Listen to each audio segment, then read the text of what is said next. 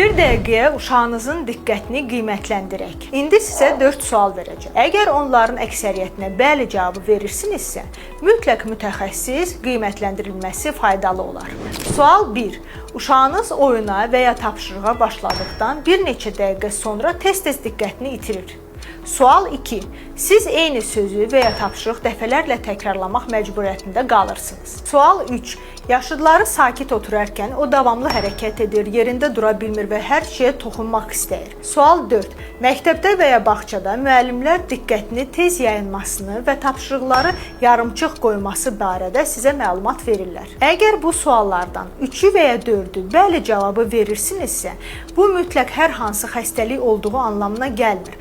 Amma uşağın diqqəti və inkişafın ətraflı qiymətləndirilməsi üçün uşaq nevroloquna müraciət etməniz faydalı olar. Erkən diaqnoz və düzgün yanaşma uşağın həm məktəb həyatına, həm gündəlik inkişafına müsbət təsir göstərir.